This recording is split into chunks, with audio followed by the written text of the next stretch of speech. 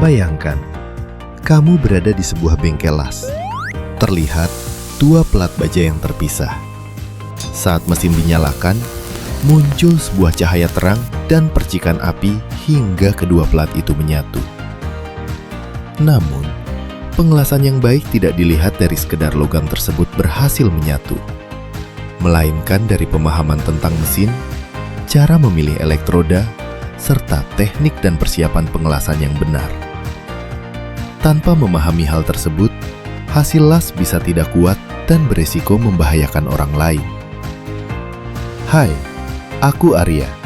Dalam video ini, kita akan belajar bersama mengenal spesifikasi dan prinsip kerja mesin las SMAW, serta bagaimana menyiapkan mesin, memilih elektroda, dan melakukan pengelasan posisi 1G.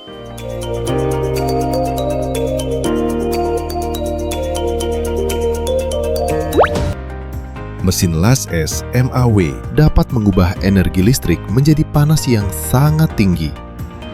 Panas inilah yang digunakan untuk melelehkan sebuah elektroda dan logam dasar agar bisa menyatu. Saat elektroda disentuhkan ke logam, terjadi loncatan listrik yang disebut busur listrik. Busur listrik ini menghasilkan panas hingga ribuan derajat Celcius. Mesin las memiliki dua tipe jenis arus listrik, yaitu tipe DC dan AC. Mesin DC menghasilkan busur listrik yang lebih stabil dibandingkan mesin AC. Karena itu, mesin tipe ini sering digunakan untuk pekerjaan yang membutuhkan hasil las yang lebih rapi. Pada mesin las tipe DC, kita mengenal dua jenis polaritas, yaitu DCRP dan DCSP. Pada jenis DCRP, kabel elektroda dihubungkan ke kutub positif pada mesin las, dan kabel massa benda kerja pada kutub negatifnya. Sedangkan pada jenis DCSP berlaku sebaliknya. Perbedaan ini akan memengaruhi arah panas saat kita mengelas. Pada DCRP, panas lebih banyak terkonsentrasi pada benda kerja, sedangkan pada DCSP, panas lebih banyak terkonsentrasi pada elektroda. Akibatnya, penetrasi menjadi lebih dangkal. Oleh karena itu, DCSP biasanya digunakan untuk pengelasan plat tipis atau pekerjaan yang membutuhkan kontrol panas agar logam tidak mudah tembus. Bayangkan kamu menyiram tanaman dengan selang air. Jika air langsung diarahkan ke tanah, permukaan tanah bisa berlubang karena tekanan air langsung mengenainya. Itulah gambaran DCRP. Sedangkan jika air diarahkan ke daun, tanah akan lebih sedikit terkena air secara langsung dan lubang yang terbentuk menjadi lebih dangkal. Itulah gambaran DCSP. Arah panas, seperti arah air pada selang dalam analogi ini, menentukan seberapa dalam penetrasi atau lubang yang dihasilkan. Sekarang coba pikirkan pertanyaan ini. Mengapa seorang welder harus memahami spesifikasi mesin sebelum mulai mengelas? Apakah hanya agar hasilnya rapi? Atau juga agar pekerjaannya kuat dan aman? Coba pikirkan jawabanmu sebelum kita melanjutkan ke bagian berikutnya.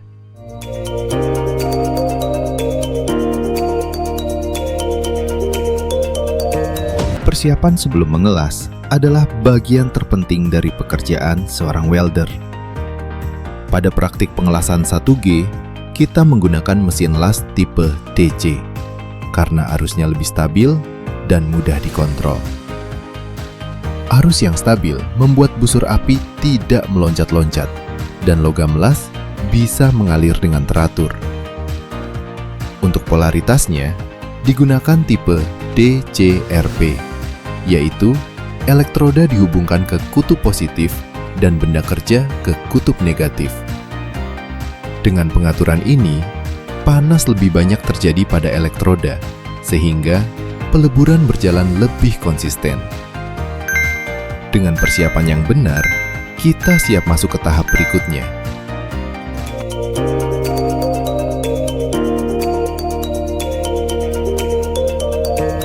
Elektroda SMAW terdiri dari dua bagian utama, yaitu inti elektroda dan flux atau salutan. Inti elektroda adalah batang logam di tengah yang akan meleleh menjadi logam pengisi sambungan. Sedangkan flux atau salutan adalah lapisan di bagian luar elektroda. Lapisan flux ini akan membentuk gas pelindung yang melindungi cairan las dari pengaruh udara luar. Selain itu, flux juga membentuk terak atau slug yang menutupi hasil las agar tidak mendingin terlalu cepat. Jika logam las mendingin terlalu cepat, sambungan bisa menjadi rapuh. Selain bagian elektroda, kita juga perlu memperhatikan diameter dan panjang elektroda. Elektroda yang terlalu besar pada pelat tipis bisa membuat bahan berlubang. Sebaliknya, elektroda yang terlalu kecil pada pelat tebal membuat sambungan tidak kuat. Karena itu, memilih elektroda harus disesuaikan dengan bahan yang akan dilas. Sekarang perhatikan kode yang tertulis pada elektroda. Misalnya, E8018B2. Huruf E berarti elektroda. 2 atau 3 angka pertama menunjukkan kekuatan tarik minimum hasil las. Contohnya, angka 80 berarti kekuatan tariknya 80 kali 1000 atau 80.000 PSI. Angka berikutnya menunjukkan posisi pengelasan. Angka 1 berarti elektroda dapat digunakan untuk semua posisi pengelasan. Angka 2 berarti hanya untuk posisi bawah tangan dan mendatar pada sambungan sudut. Angka 3 berarti hanya untuk posisi bawah tangan saja. Angka 4 berarti untuk semua posisi kecuali arah turun. Digit terakhir menunjukkan jenis salutan dan polaritas arus yang digunakan. Jenis salutan dibedakan sebagai berikut. Angka 0 dan 1 berarti tipe salutan selulos. Angka 2, 3, dan 4 berarti tipe salutan rutil. Angka 5, 6, dan 8 berarti tipe salutan basic atau base. Angka 7 berarti tipe salutan oksida besi. Selain jenis salutan, digit terakhir juga menunjukkan polaritas arus yang dapat digunakan. Angka 0 dan 5 hanya dapat digunakan untuk arus DCRP _DCRP. Angka 2 dan 7 dapat digunakan untuk arus AC dan DCSP.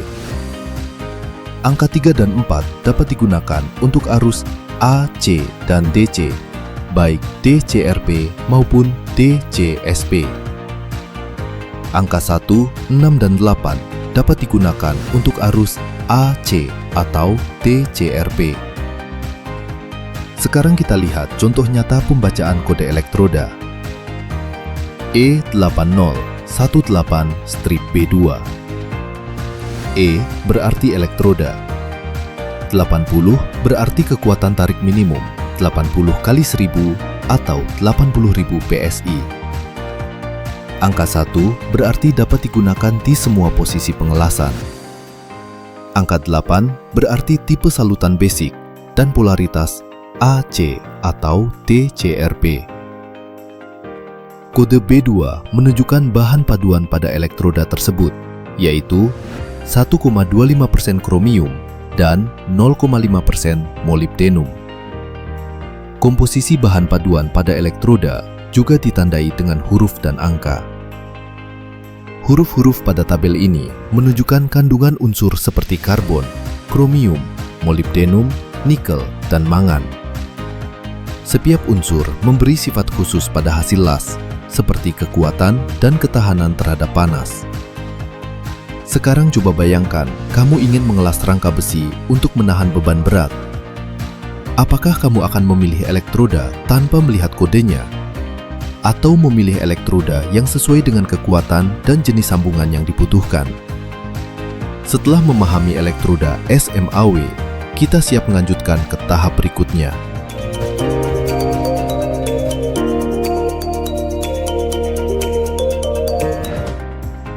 Sekarang kita akan masuk ke proses pengelasan SMAW posisi 1G.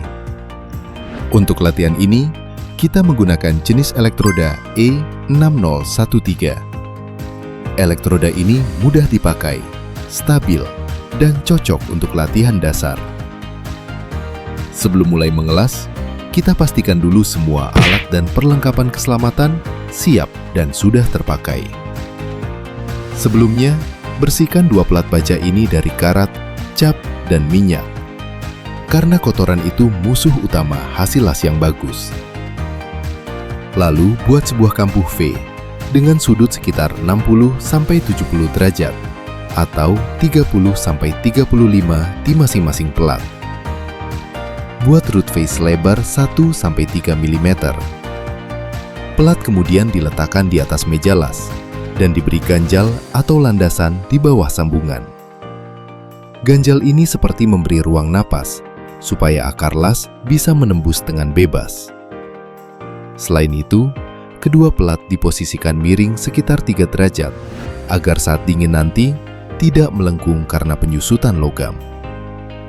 Dan posisikan benda agar didapat celah root gap 1-3 mm supaya cairan logam bisa masuk sampai ke bagian dalam sambungan.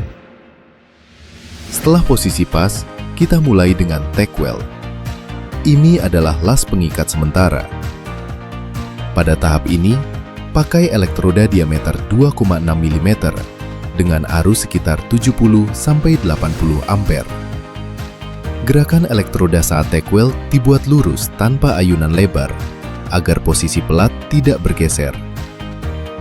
Kalau tack weld terlalu besar atau arusnya terlalu tinggi, pelat bisa melengkung. Dan kalau sudah melengkung, semua tahap berikutnya jadi bermasalah. Setelah tack weld selesai, kita masuk ke root pass, yaitu lapisan pertama sambungan. Root pass itu ibarat pondasi rumah. Kalau pondasinya rapuh, rumahnya juga tidak akan kuat. Pada tahap ini, gunakan arus sekitar 80-90 ampere. Kenapa kita tidak memakai satu angka ampere yang pasti? Mesin las itu seperti keran air. Angka yang sama belum tentu menghasilkan aliran yang sama. Maka, ampere tidak ditentukan satu angka pasti, tapi disesuaikan dengan kondisi mesin dan bahan yang digunakan. Karena itu, kita memakai rentang ampere, lalu menyesuaikan sampai busur api stabil dan kolam las terlihat pas. Untuk root pass, gerakan elektroda dibuat maju mundur agar logam cair masuk ke celah kampuh secara merata. Setelah root pass selesai, terak harus dibersihkan dulu, karena terak yang tertinggal bisa jadi cacat dalam sambungan las. Tahap berikutnya adalah filler pass atau lapisan penisi. Filler pass bertugas mengisi bagian tengah kampuh yang masih kosong dengan arus sekitar 90-110 ampere. Ayunan elektroda dibuat sedikit lebih lebar dengan pola zigzag atau setengah lingkaran kecil agar logam las menyebar merata.